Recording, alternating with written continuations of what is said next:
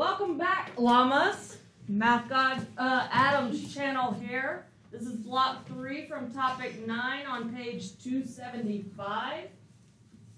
So we should all be there. Today's lesson is more of some experiments that we are testing. And for the experiments, you're going to need a coin and a paper clip, which I have already sat on your desk, so do not use those yet. And let's get rolling with the experiments. So, first thing we're going to do is look at a coin, and we're going to be flipping them. And we're only flipping them 4 times. Is that 4 times going to give us a true experimental probability? No. Why? The more times you flip, the better the outcome and the closer it gets to my theoretical probability. So the first thing I want you to write on number 1, we're going to look at the theoretical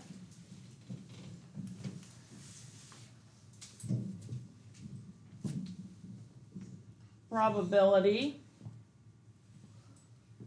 And theoretical is just looking at the object, not actually conducting the experiment yet.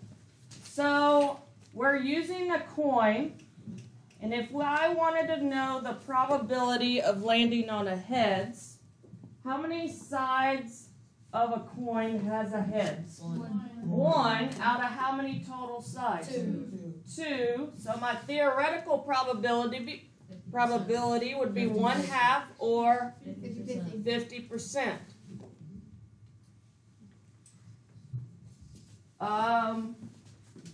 Then if I looked at the theoretical probability of landing on a tails, how many sides has a tail? 1 out of how many total sides? 2. So the theoretical probability of landing on a tails is also 1/2 or 50%.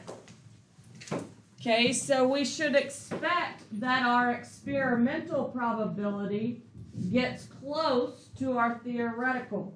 But if we're only flipping a few times, our data might be off a little bit. So, so we're going to find our experimental data. We're going to conduct an experiment, and we're going to partner up in a second and do this experiment. For the experiment, I'm going to listen carefully or you're messing up your data. I want you to get over the ground area, not your desk area. You're going to flip it and let it land. There's no flipping, catching it, and flipping it. You're flipping it over the ground and letting it land on the ground. So then you will record what it landed on. So if it landed on heads, off to the side, I'm going to write an H. We're only flipping 4 times. Then if flip again, record what it landed on. 4 times shouldn't take that long. Once you've done that, you're going to find the experimental probability of heads and then tails. Any questions about the direction so far? So I'm going to set a timer. You and your partner is flipping it 4 times, recording, then you're calculating the experimental probability. Then we're going to combine all our data. Chance? What do you mean by when you said it? Like, okay, we got to flip it 4 times, but when we get we get the total numbers. Like, if we land on, let's say we land on tails 3 times, heads 1. Does that mean that we how do we do that to get our How many times did you land on heads? Out of how many flips? 1 1/4. Change it to percent. All right. So, in your container are 3 coins. Divide them up to each partner has a coin. Or, I'm sorry, each group has a coin. Flip 4 times. Record your data, figure out your experimental information. And go. So let's say that I landed on tails the first time. Heads, tails, tails. So the probability that I landed on heads is 1 time out of 4. And that gives me 25%. Probability of tails, I landed on it 3 out of a total of 4, and that gives me 75%. Okay, so now what I'm going to do is collect the class's data into a chart and see what we got going on here. So when I call your group, you're going to tell me how many heads you landed on, then how many tails. So be prepared. When I call your name, know how many heads and how many tails. Ryler, your group. 2 tails. So how many heads? I have 2 tails. Like just 2 tails. How many heads did you land on, Ryler? 1.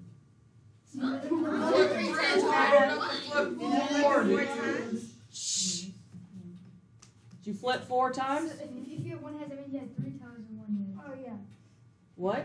Yeah, 2 on there. 2 and 2? Yes. They're saying no. No, he has 1 on heads and 3 on tails. Okay, he landed on heads 1 time. And tails 3. I didn't know it was going to be that challenging. Chance, what'd y'all have? We had two heads and 2 tails. Okay. Y'all? 4 tails. So 0 heads? Who were y'all split up? Where's the next group? Y'all were all right, what'd y'all have? We have 0 heads and 4 tails. Were you by yourself? What'd you have? I had 2 heads and 2 tails. Thank you. I had 2 heads, 2 tails. 2 and 2. Presley? 1 head and 3 tails. Thank you. Y'all? 2 heads, 2 tails. 2 and 2. Y'all? 2 heads, 2 tails. All right. 2 heads, 2 tails. Were y'all all together? No. Okay. 0 heads and 4 tails. Thank you. And how were y'all split up over here? 3 heads, 1 tail. 3 heads, 1 tail. And then 2 heads, 2 tails. All right, so we predicted that what would happen? Half. So what would be a half here? 2 and 2, right? So this group, this group, this group, this group, that group, that group, and that group. So 1, 2, 3, 4, 5, 6, 7 out of groups got close to our theoretical probability. When I look at this and I see a 0 heads and 4 tails, I feel like that group did it correctly as with my directions. Reason being, these 3 groups, did you follow my directions? Stand over the floor area and flip it up and let it fall on the floor. Yes, ma'am. Anybody that get a 0, 4, not do that. So y'all followed the directions. I predict that this person that had a 3 and a 1, 3 heads and 1 tails, I predict that they did not follow the directions. Who had the 3 and 1? Did y'all do it? Standing up, no, we just, Dropped it from right there? no, we threw it up and then it fell. Okay. Here's why I'm predicting that. Do you think that was a fair coin that you used? Well, quarters, not really. U.S. coins are not fair coins. One side is slightly heavier than the other. What side do you think slightly heavier? The head is slightly heavier. So, if a side is slightly heavier and I flip it up a good ways, what side is going to be wanting to go towards the bottom? The heavier side, the head side. So it means what side's going to be most likely hitting the ground if it's heavier? The heads, meaning it landed on what? Tails. So tails should have been the most popular answer because the heavier side is down to the ground. If you followed my directions and stood up above the ground, it has to have enough time for that head side to weigh down and turn to the bottom.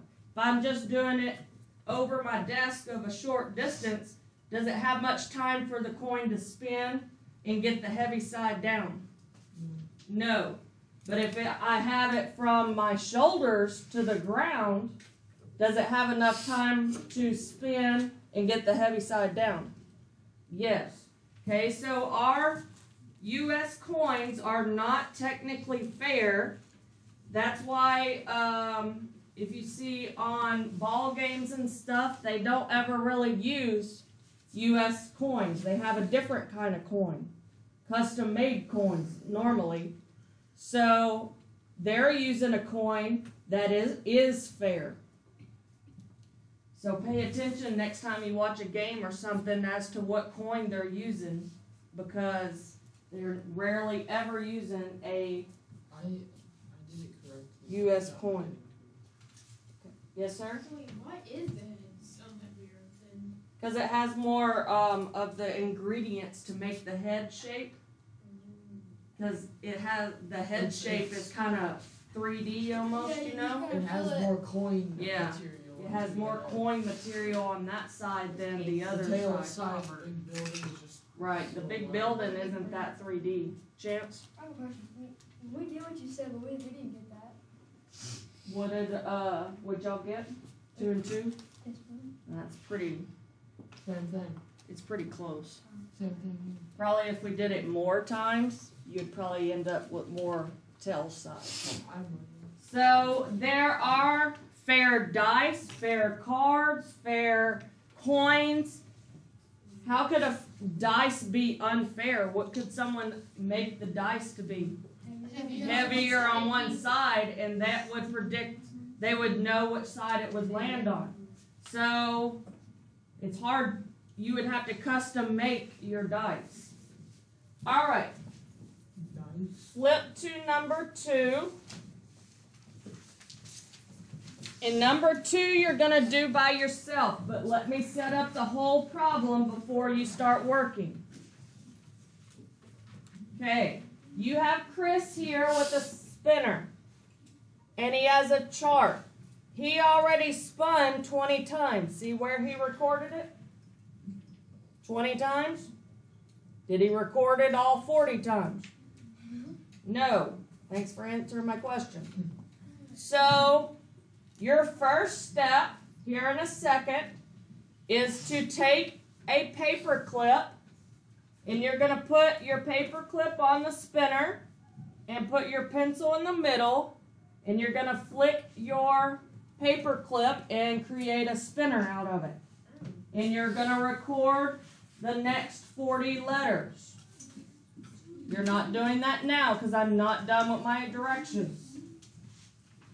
Any questions on how you're going to do that part?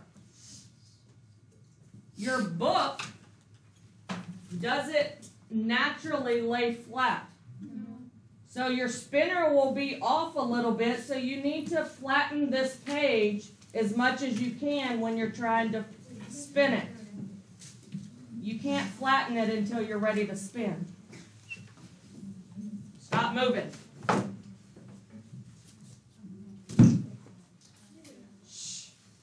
That is one step.